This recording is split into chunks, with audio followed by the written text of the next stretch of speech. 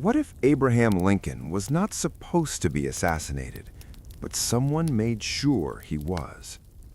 History says Abraham Lincoln died on April 14, 1865, at Ford's Theater, shot by John Wilkes Booth. But what if that's only half the truth? What if there were warnings, ignored, erased, or hidden? What if someone inside the government knew it would happen and let it happen anyway? And what if, years later, a forgotten box of telegraph records revealed something impossible? A message sent before the assassination, predicting it in detail. Part 1. The Box in the Basement, 1901. The box wasn't supposed to be opened. It sat in the lowest level of the War Department archives, buried beneath decades of dust, paperwork, and deliberate neglect. The label had faded to near invisibility, but one word could still be made out: April. That was enough for Daniel Harper to pause. "Everything down here looks like it belongs in a graveyard," muttered his colleague, Samuel Briggs. "You sure this is the right section?" Daniel didn't answer right away. He had spent the last 6 months cataloging forgotten Civil War documents for the Federal Archives, a tedious job, mostly involving supply logs and casualty reports. But this felt different.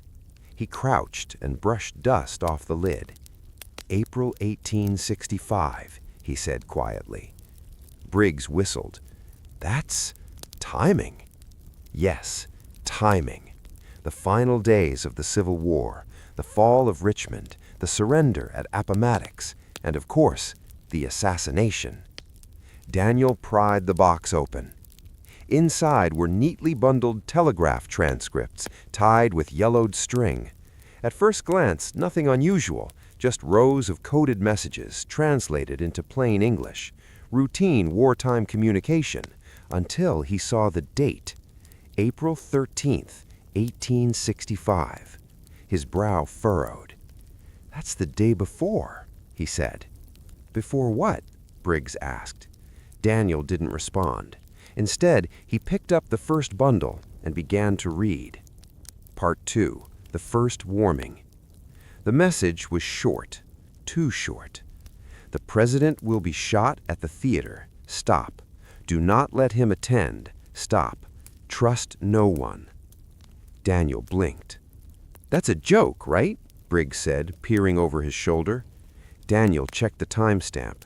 April 13th, 1865. 9:42 p.m., the night before Abraham Lincoln was shot. "That's not possible," Briggs said. Daniel nodded slowly. "Exactly."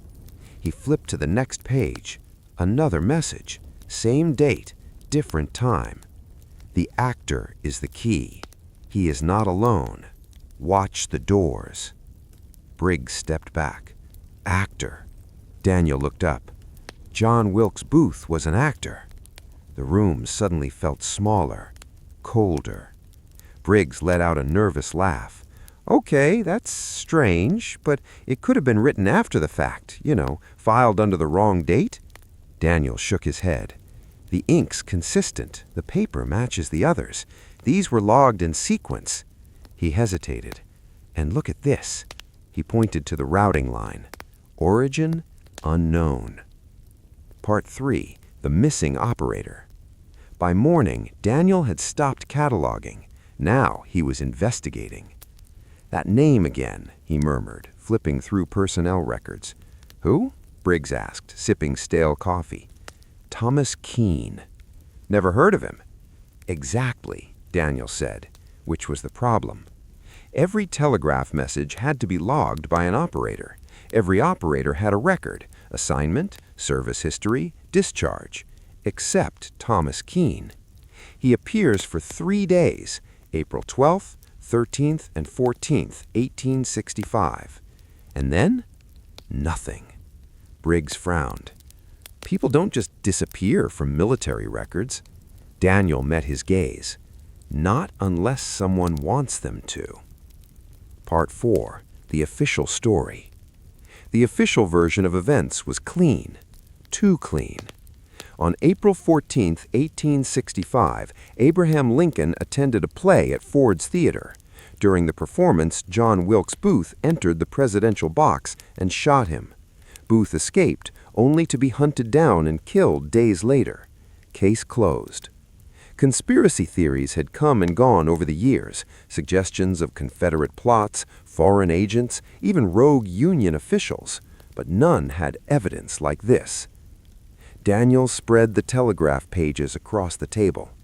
"These messages," he said, "they don't just predict the assassination." He pointed to one in particular. "They describe it." Briggs leaned in. "What do you mean?" Daniel handed him the page. "The shot will come from behind. Stop. He will escape through the rear. Stop. A horse will be waiting." Briggs read it twice, then a third time. "That's exactly what happened," he whispered. Daniel nodded. Every detail. Silence settled between them. Finally, Briggs spoke. "So, someone knew?" "Yes." "And they tried to warn someone?" "Yes." "And no one listened?" Daniel looked down at the final message in the bundle. His voice dropped. "Or someone made sure they weren't heard." Part 6. The Burned Page. There was one more document in the box. It was different. The edges were blackened, as if someone had tried to burn it, but stopped halfway. Daniel handled it carefully. "What does it say?" Briggs asked. Daniel swallowed. "It's addressed to the Secretary of War." "Edwin Stanton." Briggs stiffened. "That's not a small name." "No," Daniel agreed. He began to read, then stopped. "What?" Briggs asked. Daniel looked up. Pale. "It's not just a warning." "What is it?" Daniel hesitated. Then he read the final line aloud. "The President must die for the Union to survive. Do not interfere." Part 7. The Question That Changes Everything. Briggs shook his head. No, that's fake. It has to be." Daniel didn't answer. Because for the first time, he wasn't thinking like a historian. He was thinking like a witness. "If this is real," Briggs said slowly, "then someone in power knew Lincoln would be killed." "And allowed it," Daniel finished. Briggs stared at the documents. "At that point," he said, "it's not an assassination." Daniel met his gaze. "It's something else."